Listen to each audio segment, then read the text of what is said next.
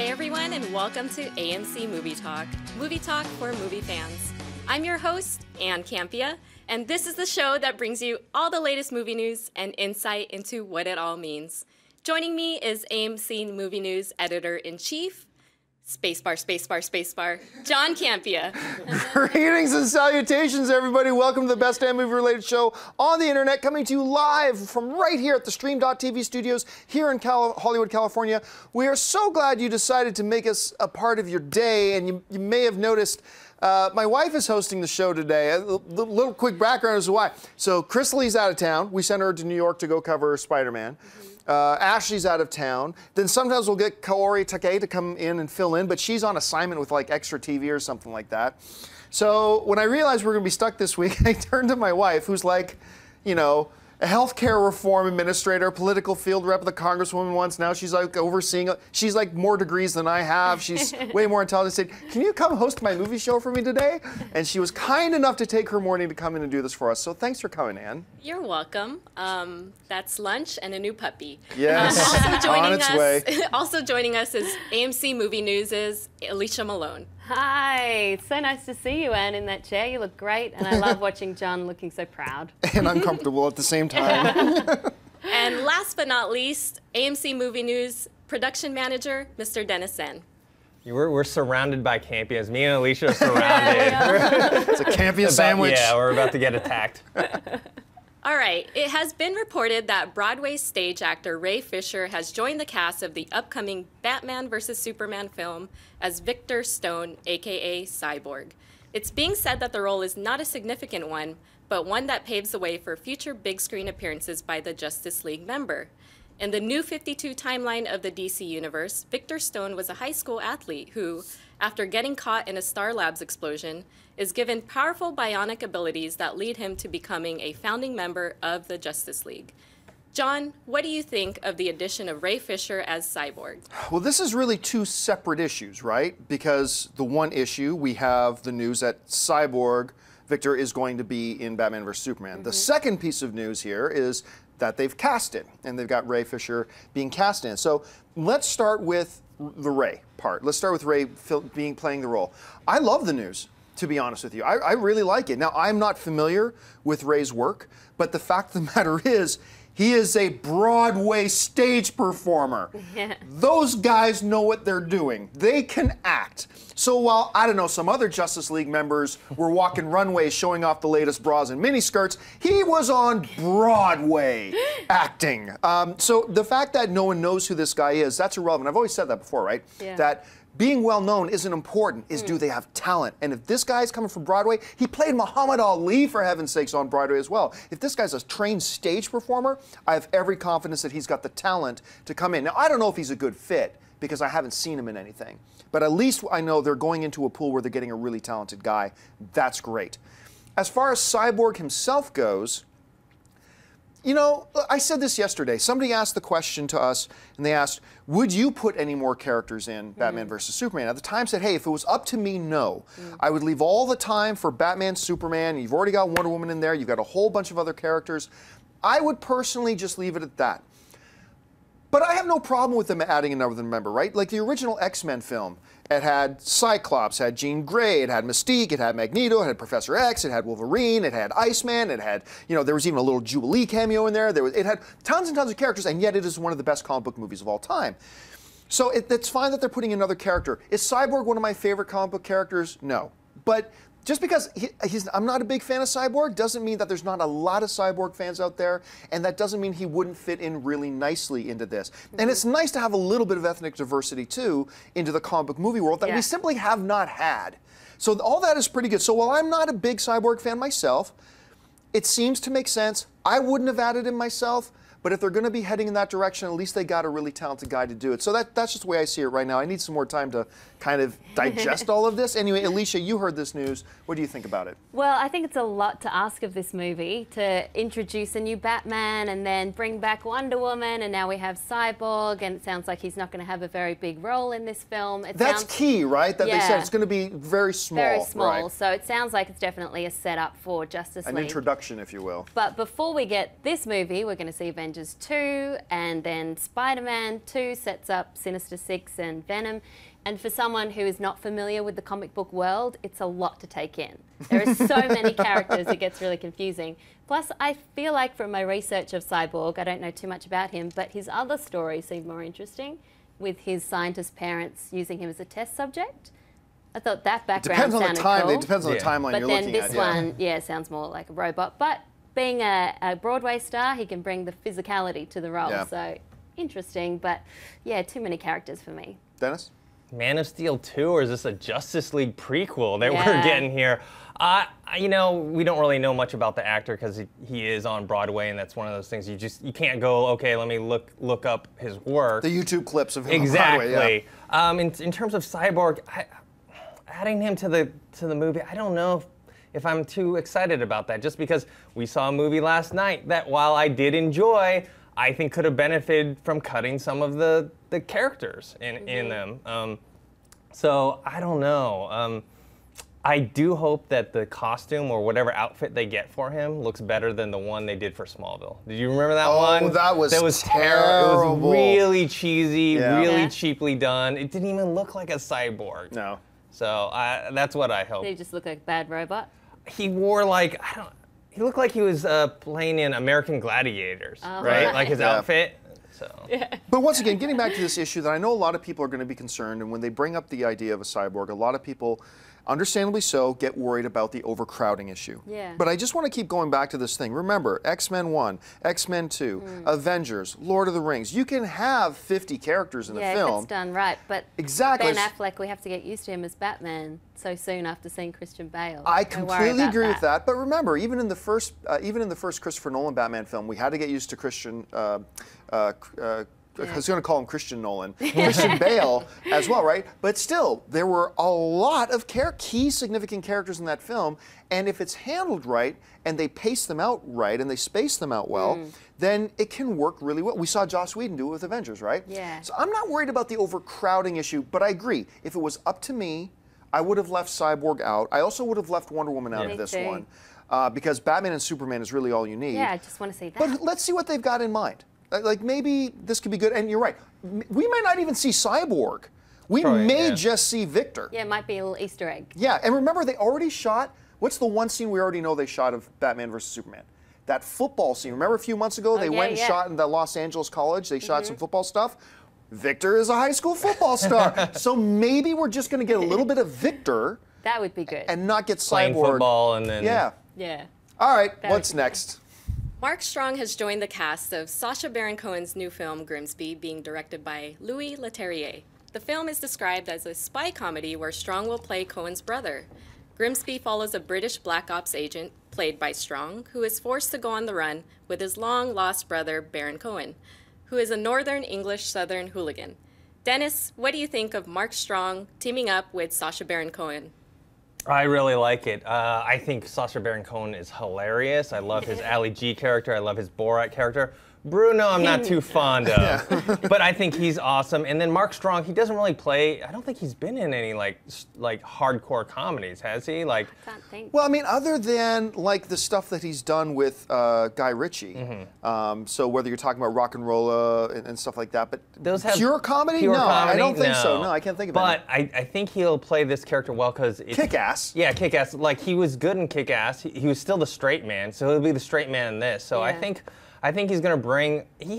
I can tell he has a sense of humor to him, and I think with Sacha Baron Cohen, it's gonna be fun. And I like. I don't love Louis Leterrier's movies, but I enjoy them. The Hulk, and I even like Now You See Me for what it was. Oh, really? Yeah. Oh. What do you think? Well, I think this is interesting casting. I'd love to see Mark Strong play up on his tough guy image, so it sounds like it's going to be him with the straight man, Sacha being the overtop soccer hooligan. But yeah, I'm interested in this choice of Louis Leterrier. I mean, he's known for his action. He hasn't done any comedies unless you count the Transporter movies as a comedy. But yeah, he's known as the action guy, and this is the first film that Sacha Baron Cohen has done where he's the lead role without director Larry Charles. So I'm wondering why he's not involved. But yeah, I agree. Sacha, hilarious. I mean, you look at Leterrier. I mean, I like the job he did on The Incredible Hulk. I think he really did a good job on that. I was not a fan of Now You See Me, but a lot of people really love that film. Sequel's coming. Yeah, a sequel is coming. So I think this is interesting. You're right. Mark Strong is an underappreciated treasure in this business. He's just one of those guys who brings an undeniable presence to the screen. And when you can leverage that presence for comedy, I think it'll be great. Like we mentioned, Kick-Ass. Yeah. I mean, we just watched, Ann and I and Kaori just watched Kick-Ass again like a few nights ago after WonderCon because Kaori had never seen it. And like, I can tell you, the biggest laughs out of Ann that night were of Mark Strong lines. Because it's just because of the presence he has. When he spits out something funny, it comes across as extra funny. So I love this pairing. I'm all for it. All right, folks, so we reached that part of the show called Buy or Sell. Here's how this works. In front of her, Ann has a few other items in the world of movie news. She's going to run them down, and then Dennis, Alicia, and I are simply going to say whether we buy it or sell it. So, Ann, what do we got? The first image from the set of the upcoming WARCRAFT movie has hit the web. In the picture, we see the back of director Duncan Jones as he's monitoring a scene being acted out. Alicia, buy or sell this image from WARCRAFT? Oh, this is such a massive tease. I'm sure World of Warcraft fans are going to get out their magnifying glass and trying to get any clues they can. First look, it looks like Jedis to me. I mean, I'm not familiar with the World of Warcraft. Oh, I never even thought about that. Yeah, it does looks a little like bit, doesn't Jedis. it? I'm buying just because of Duncan Jones. I love Moon. I even love Source Code, even though those films were very claustrophobic, limited characters and limited locations. I'm interested to see what he does with this massive multi-online player role-playing game. It sounds fascinating to me. And from the looks of this tiny little image, they're using physical sets, at least for part of it. So I'm in for that rather than all CGI and green screen. Yeah, for me, this is a buy. You have to understand, this is the first comic, or not comic book, this is the first video game movie I have really been looking forward to. Yeah. And I was so excited when Sam Raimi was attached to do it for like 3 years, and every day waiting to see about news for it, and then, it's happening, Sam Raimi, oh, it's not happening. And then we hear about Duncan Jones, but Duncan Jones has been attached for like over a year. And now we see it's happening. To me, it's now become tangible. I'm super excited. For me, it's a buy. Dennis? I'm going to have to sell the image. I love Duncan Jones. I love Moon. I really liked Source Code. But this is such a tease. There's nothing in this thing. But it's real! Yeah, but it's Look, it's real! It's the back of him. You see the back of his head, and you see, like, through the monitors, it really just kind of looks like he could be directing like medieval times commercial for all I know, you know? He's ordering dinner. Yeah, so I just can't get too excited with this. All right, what's next? While the upcoming Avengers Age of Ultron won't hit AMC theaters here in the States until May 1st, 2015, it's just been revealed that many international markets will see the film a whole week earlier on April 24th. Currently, it's been confirmed that the UK and Ireland will get the film early, but more territories are being announced later. John, buy or sell international territories getting Avengers 2 before we do? Damn it, this is BS. I sell this. This is stupid. Now, but remember, this isn't just about, I want it first. I have always said, I don't think films should release in North America before they release anywhere else either. I'm totally behind the concept of a global one-date release day. I just think it makes sense. I think it would combat piracy. I just think it makes sense. So, and right now, we know that Spider-Man has been out already overseas, and it is impossible to avoid spoilers online. Because everybody in the UK, and I can't fault anybody living in Europe, because all of their friends, they've all seen it, and so they're talking about it because they've seen it. And I'm getting loaded with spoilers all the time about it. So I don't like this news. I understand they have their reasons, and I'm not gonna, it's not gonna ruin my experience with it, but I really wish they just would have a one global release date. So for me, it's a sell. Yeah, sell for me too, just because I want it all to release at the same time, although obviously it worked for the first Avengers. You know, I know Australia and many other territories got the first Avengers movie a week before we did, and that momentum built up and then exploded when it came out here. By the time it opened here, everybody already heard that it's one of the best comic book movies ever made. Exactly, so that buzz helps, and there's no doubt that the game has changed, and the overseas markets are getting more and more important than the US markets, places like China and Russia. Now movies are made based on whether they'll do well or not, or changed, scenes added, like we saw with Iron Man 3. Right. But it's a sell because I don't want to have to avoid my Australian friends for a week to not hear anything about this movie.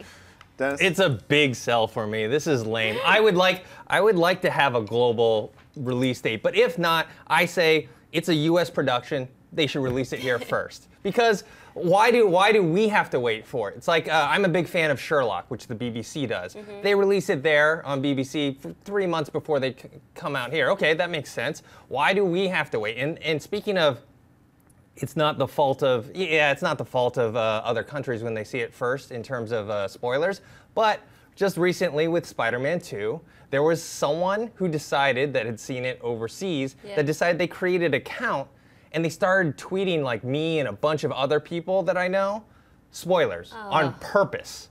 So, nah, forget that. Yeah. All right, what's next? That's messed up. Okay, so the first official trailer for the new Universal film, As Above, So Below, has hit the web. In the film, miles of twisting catacombs lie beneath the streets of Paris, the eternal home to countless souls. When a team of explorers adventures into the uncharted maze of bones, they uncover the dark secrets that lie within this city of the dead. Dennis, buy or sell this first trailer for As Above, So Below. Surprisingly, I'm gonna buy it. At first, you see the found footage stuff and like, okay, that's kind of overplayed. But as I'm watching it, I'm like, I'm not a huge horror fan, but watching this, I was like, man, this is kind of creepy. Them going through the catacombs and stuff. I actually don't even need the whole demon, devil, supernatural aspect. This would freak me out just by them traveling in there. I also did read some of the comments on the YouTube page for this video. Half of them, there were, how come the black guy gotta always die first? I was like, yeah, pretty much. Maybe that was the last thing. We don't know what order it happened in. I don't know. For me, it's also going to be a buy. When I was watching the trailer, it reminded me a lot of The Descent. Because, the traveling underground, using the cameras, tight, confined spaces, stuff like that. I'll tell you, the part of the trailer that freaked me out a bit, I don't know why. I have no idea why, because it's really not scary. When they found the piano.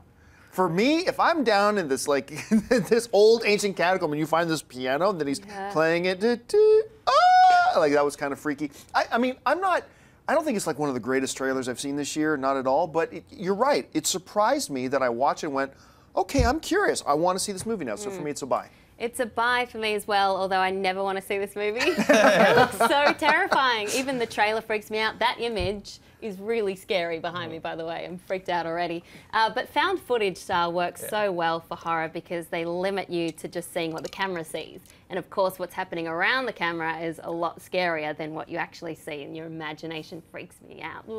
But the catacombs, that's creepy. It looks like the gates of hell.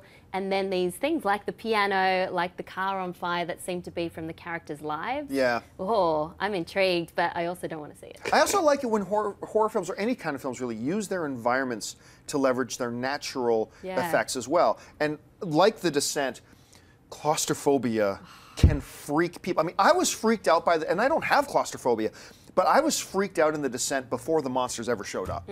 Like long before, just them crawling through the cave diving, I was like, I was paralyzed. And they look like they've got some of that in here too. I don't want to look at that. All right, folks, we reached that part of the show called Mailbag. Listen, if you've got a question or a comment or a topic you'd like us to bring up on the show, you can email us anytime at amcmovietalk@gmail.com. Now, every day we take a couple questions, but I want to let you know, too, if you're watching us live, you can start tweeting in some questions to @AMC Movie News. And what we do is we leave a couple of minutes at the end of the show to take some live questions from you guys. So we're going to do that. You can start tweeting in some questions now. But for first, we're going to get to the mailbag. So, Ann, what do we got?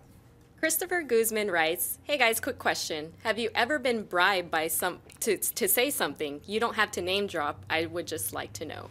No, you know what? This is an interesting question because I think there's a perception out there that studios will do anything to try to get positive work. Because we know a long time ago there was that story that Sony created a fictitious film critic to put fake reviews on their posters. That was a long time ago, though. But the reality is, for the most part, the publicists that we deal with at the studios and the studio people and the studio reps that we deal with, they're all really great. And they're professional and they understand, I can crap talk a movie. Here's a great example. I've been bashing on the Gal Gadot idea and the Gal Gadot idea for Wonder Woman for a while. I keep my fingers crossed. Trust me, if I could pay $1 million and have her be great in it, I would do it. Like I'm hoping she knocks it out of the park and just shoves her socks down my mouth, with it. I really do. I hope she's awesome in it. But I've been hard on that decision, right, to put her in it. So some people would naturally think, oh, oh my gosh, you must have a bad relationship with WB. Not at all. As a matter of fact, I'm having lunch with the WB reps this week, Amy Rose and I. So they're great. They understand their job. They understand our job. And no, they would never do anything as stupid as trying to bribe you. Some people will say to us sometimes like, well, I mean, they give you a free trip to New York to talk to the cast. I hate traveling. I hate traveling. You know why you don't see me in a lot of the junket videos anymore? Because I don't like going to them. That is, trust me, that ain't a bribe to me whatsoever. So with that being said, I will say this though, no one has ever tried to bribe me with anything. But once, and I think Dennis, you might have been in the room. I can't remember. There was this one time, I won't name names, but there was a small, Dennis and Amy Rose were in the office too. And this publicist from the smaller PR company, repping some movie, calls me and is basically trying to get me to talk about, hey, I think you should talk about this film here, here, and here. Which is, I love it when publicists, it's fine, ask that. And I said, you know what, I don't really know that film is a fit for our show. But for whatever reason, I can't remember the conversation specifically, but I said, it's not really a fit for us. It's not something I think our viewers would be interested in, but thanks for asking. And then I'm on the phone with this guy. He thought it was a good idea to threaten me. He thought it was a good idea. You know what I'm going to do? I'm going to threaten John Campea. And for some reason, he thought that was a good idea. Don't mess with Campea. I thought I was going to make Amy Rose cry because, look, I'm a nice guy until I'm not a nice guy. And I started screaming at this guy about things I would do to generations of his family. Wow. I was so taken aback because the publicists in this business and the studio reps that we deal with are all so great that when one of them acted like a jackass, it totally threw me off guard because the people, seriously, the studio people we deal with are awesome. And then when I got this one guy who was such a dick, I was so mad at him, and I don't think I've ever heard I don't think he works for the company anymore. But as far as bribery goes, no, because really, honestly, like, we think of the studio, this heartless, stupid, headless monster. No, actually, they're really cool people who are really good at their jobs, and they're very professional, and they're actually a real joy for us to work with, like 99.99% of the times. More than I'm a joy to work with, to be honest. So no, I don't. Have you guys had any other experiences? Alicia, you've worked with so many outlets before. I have you had any and I've experiences like been that? flown around the world and put up in hotel rooms for these press junkets, but never once been asked to doctor a review or go a certain way with a film, and I'm always completely honest when publicists ask me what I think about a movie, and then that doesn't change my review. Also, these overseas junkets you usually only get to see inside a hotel room, so not as glamorous as you think they are. Yeah, because they fly, like, I remember there was this one time we had somebody we had to send to England for a junket. You remember we sent Roth out there, and it was, oh, going to England. Flew her in, like a 9-hour flight, checked into her hotel room, was in her room for about an hour, did the interviews, flew out that night. Didn't see any of England. That's common. That's common. I've even been put up in Cancun in Mexico for a week and only saw that hotel. Didn't get to go outside the hotel, but not complaining. Amazing job. And the only thing I've had is I've had a publicist say to me before, can we take this part of your review and put it together with this part to make this quote? And I said no, because then that doesn't make sense. Right. But yeah, everyone's great to deal with. Dennis? No, I haven't had any, but I'm open to it. Just I got that. Just send the money to my address. You know, I don't. You know, I can sell myself. It's like I don't need millions or hundreds of thousands of dollars. Yeah, forget it. You know, 10, 20 grand. I'm good. I'm good. You know, the studio still owes you that check for your Night Rider comedy exactly. idea. They still got to send you that check. All right, what else do we got? I love it. Carlos Rojas writes, hey guys, I'm a huge fan of the show. Started watching a few months ago, and I try not to miss the show when I'm not at work. My question is, do you think they are going to make any more Saw movies, since the last one ended with the doctor from the first movie being the new Jigsaw? I don't think so. I think they're done, and I believe I heard the guys behind the film say they're done. But you never know. I mean, if they keep making money, if they think they can still make money, they will. But we saw the law of diminishing returns happening with the Saw franchise. I think the biggest mistake, and they know it, that they made in that franchise was killing Jigsaw, because as soon as they killed him off, they realized that was a mistake. And so what did they do? In all the following movies, they still found a way to have him in the film, saying, oh, he had already laid these plans and made these videos. And so it's like, okay, so they realize they still need this guy, Jigsaw, but they don't have him because they made the mistake of killing him. I think if they kept him alive, they could have kept this franchise going for a while because he was really quite a cool, like, kind of cheesy, choppy horror character. I thought it was great. But to me, the quality of the film's diminished, the box office diminished. I don't see them going back to it for a while. But I don't know. Dennis, what do you think? I think they will come back to it. It probably will be a while. I'm not a huge fan of the franchise, but it makes so much money compared to the budget. If you look at the budget for these things, they're like $10 million, $12 million, and they make close to about $100 million worldwide. So Yeah. I think that's just too much money left on the table for them, and they're gonna revamp or reboot or whatever the hell they're gonna do. They're gonna do it soon. Yeah, I think it's been 10 years since the first one. The first film was so good, again, it was very claustrophobic, and then it got so ridiculous. I can see them rebooting the franchise, just capitalizing on that name. I do remember reading quite a few articles about 6 months ago about the possibility of Saw 8, but again, they said they were waiting for a good idea, and I don't think they've had one yet, so I hope that they just leave this franchise alone and find something new, find another Saw, or like that freaky trailer we saw, and create a new franchise. I've had enough of this.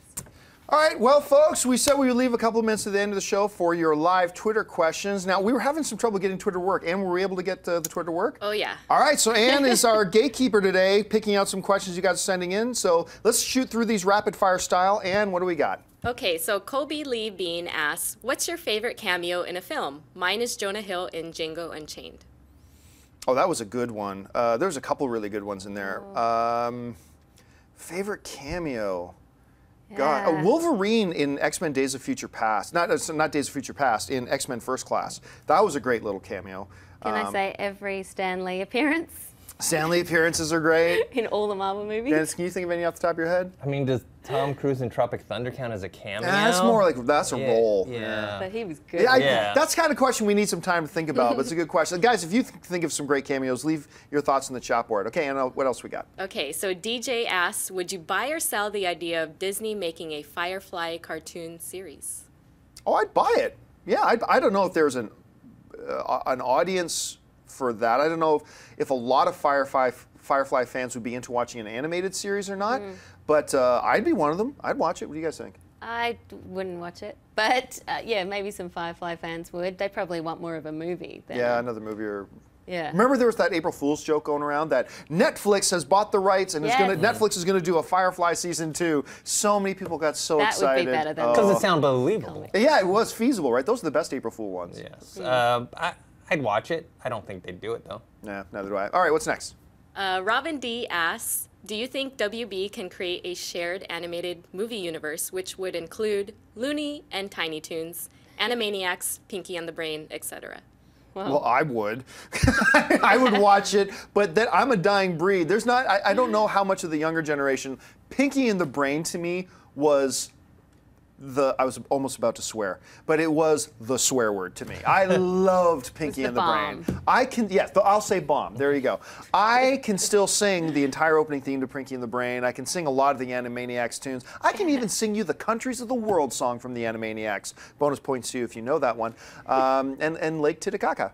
So I would, but I don't know that there would be a big demand for it. You guys? Yeah, I don't know if there'll be a big demand for it, but it seems to make sense, like on paper. They've got all these great, established brands. They could bring it together, make some money. Dennis? At first, I thought they were going to say, oh, and then add Batman and Superman and all this other The stuff. Avengers. Exactly. Just like mix all the with worlds the together. Tiny Toons and Animaniacs DC, and all that Marvel. stuff. I don't think there's a big demand for it. So. All right, let's take a few more. All right, Anthony Smock asks, what do you think of Stephen King's Eyes of the Dragon movie? I haven't read the book, so I don't know. Yeah, I don't know anything about it. All right, next question. All right, so James Tello Jr. asks, do you think action movie directors have forgotten how to film action and just use stupid shaky cam? Shaky cam, if you followed me for any amount of time, all the way back to my movie blog days, shaky cam to me is just a pox on filmmaking. I hate shaky cam. And yeah, whenever I see it, I think, oh, this is a director who doesn't know how to shoot action. Because they don't know how to create a great, exciting live fight environment. So what do? They go with a cheap artificial trick of taking the camera and going, look, an epileptic monkey is holding the camera. Yeah. And I really detest that. The Bourne movies are amongst the worst ever done. So I hope they get back. Oddly enough, I remember I was crapping on the first G.I. Joe film a lot before it came out, but then it came out and it was like, this guy knows how to shoot action. because I could see everything clearly that's going on. It was beautifully shot, the action, even though I didn't love the movie. I wish more directors would figure out how to shoot this stuff better. What do you guys think? Yeah, I thought the action in Captain America Winter Soldier was done really well. Yeah, it was, yeah. There was a bit of that camera, but you could see everything that was going That's on. the key. Shaky camera, yeah, I hate, because you're just like, I can't see what's happening. You might as well not even have that action scene. But I just think audiences are getting harder and harder to impress with action scenes because we've kind of seen everything. Dennis? I personally don't mind shaky cam. I mean, obviously, sometimes when it's used, it doesn't look good or it's too much of it. I love the Bourne franchise, and I think, what's the last one? Bourne Ultimatum, I think? Ultimatum. I thought it was fantastic. I love the action in it. All right, let's take 2 more and then we'll call it a day. All right, so Tyler Clark asks, hey guys, love the show. What are your thoughts on The Sixth Sense? I'm seeing it tonight for the first time, so please no spoilers. Man. How do you talk about Sixth Sense without spoilers? Okay, it's great. I mean, it's... That's got to be a joke, right? Everyone knows that line. I mean, Now. okay, it's my second favorite Shamhammer film.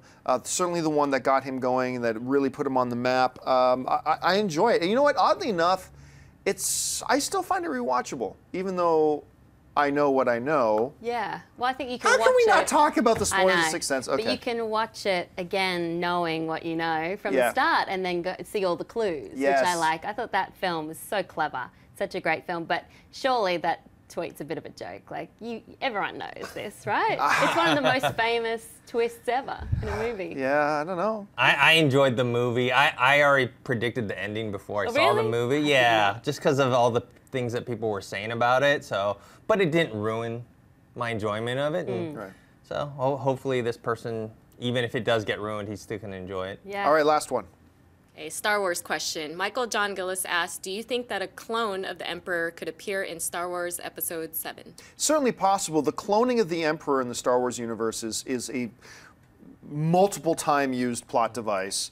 There's even like some people thought Jorah Kaboth might have been a clone of Obi-Wan Kenobi. There's a lot of cloning in the Star Wars universe. However, what we've been hearing out of the Star Wars camps lately is that they may pretty much ignore expanded universe altogether, and that's where really a lot of the cloning stuff, especially when it comes to the Emperor, comes into play. So while it is possible, I think they're going to move on from the Emperor. I think the Emperor is gone. I think they're going to have new threats. I think they're going to have new problems that they need to deal with. So I personally, I don't think, I mean, I won't fall over shock if we find out that the main villain in the new Star Wars film is actually the cloned Emperor. I won't die of shock, but I just don't think that's what they're going to do. Dennis? I hope they don't do it, because, I want a new villain. I don't want to see the same villain, but he's just a clone. So that's what I'm hoping for. Yeah, a new villain would be cool. I could see how they could do it, but I'm hoping for something completely fresh. But who knows with this movie? Anything could happen because we know nothing. Still, it's almost May the 4th, though. Almost May the 4th, which, by the way, I'll use this opportunity again to let you know, in case you didn't hear, Christian Harloff, myself, my friend Paul Lenz, the former director of Lucas Online, we are starting a Star Wars show. It's going to be a limited run, just a short limited run, but we are going to do an AMC Star Wars show here starting on May the 4th. Yeah. So hopefully that day we're going to get a bunch of Star Wars news dropped and we can launch that way. But anyway, guys, that will do it for us today. Thank you so much for joining us on this installment of AMC Movie Talk. Don't forget, lots of great films playing at AMC Theaters right now. Head on over to www.amctheaters.com for your theater, showtime, and movie ticket information. And also, you can see a lot of movie news on AMC Movie News right there on the AMC Theaters website. Don't forget, too, if you want an audio-only installment of this episode, look in the description of this video, and you'll find a link to our Stitchers and our iTunes where you can get our audio-only podcasts. And click that thumbs up button if you like this video, and if you haven't done so already, click on the subscribe button. Become a subscriber to our AMC Movie News YouTube channel. I want to thank, first of all, the people sitting at the table with me, starting to my immediate right, Miss Alicia Malone. Alicia, where can people find you online? You can find me on Twitter at Alicia Malone or at malonesmovieminute.com, and please get Anne back. She rocked it. Isn't she great? Yeah. Yeah, she's going to let me know how great she was. Sitting next to her, of course, the one, the only, Mr. Dennis Zen. Dennis, where can people find you online? You guys can follow me on Twitter at ThinkHero and on YouTube, ThinkHero Pro.